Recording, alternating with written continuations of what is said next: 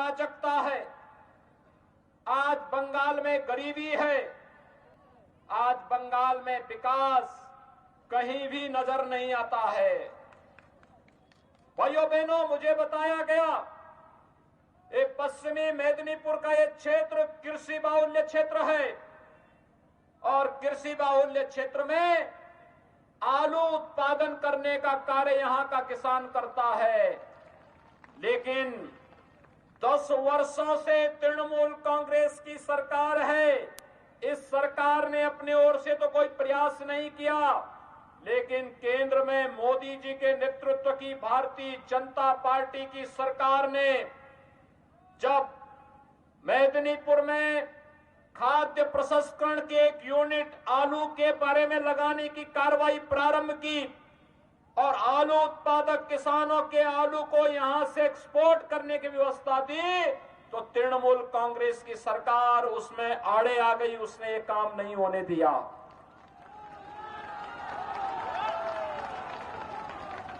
दस वर्षों से तृणमूल कांग्रेस की सरकार बंगाल में है, लेकिन भाइयों बहनों, बंगाल की बदहाली को, बंगाल की गरीबी को दूर नहीं कर पाई।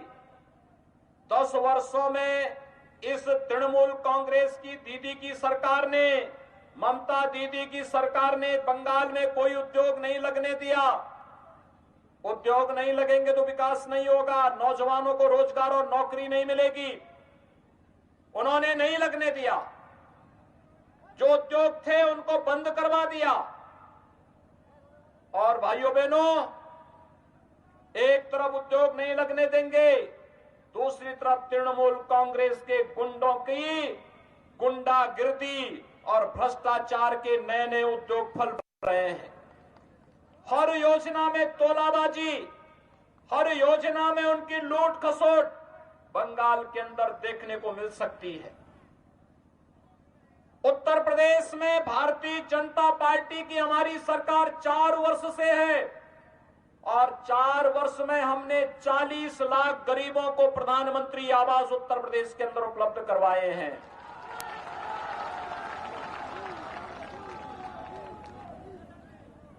एक करोड़ 38 लाख गरीबों को निःशुल्क विद्युत के कनेक्शन उपलब्ध करवाए हैं।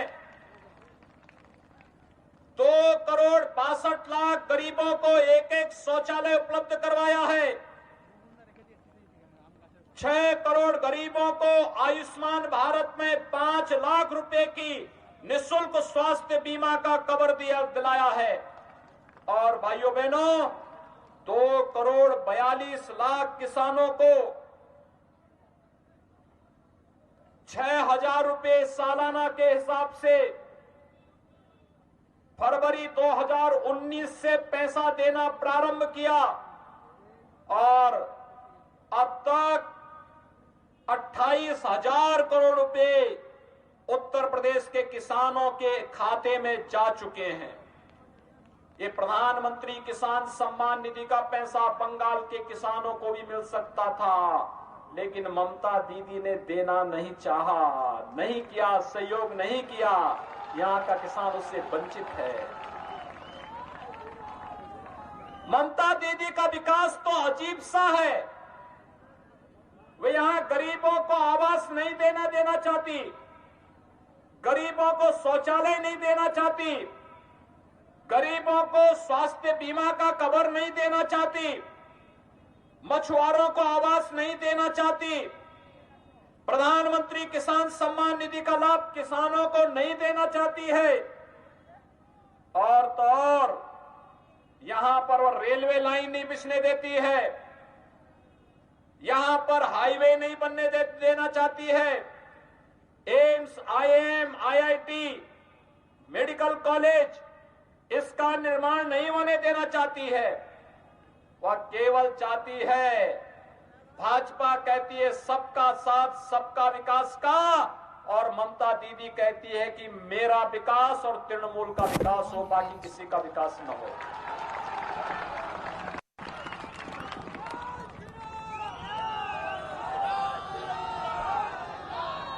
भाइयों बहनों, ममता दीदी का नारा यही है बंगाल में विकास और तृणमूल का विकास। भाजपा का नारा है सबका साथ सबका विकास का, और भाजपा इसीलिए तो कह रही है कि भाजपा को बंगाल के अंदर मौका दीजिए। भारतीय जनता पार्टी घुसपैठ की समस्या का समाधान करके रख देगी। घुसपैठ बंगाल के अंदर नहीं होने देगी।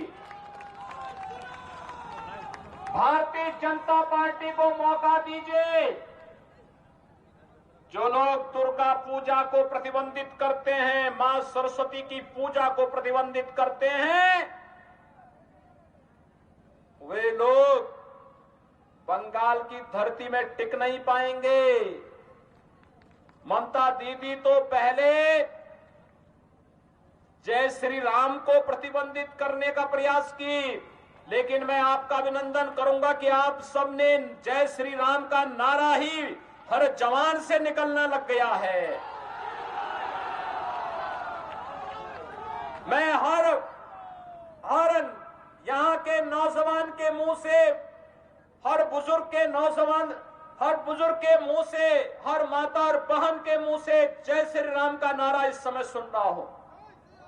यही तो राम की महत्ता है।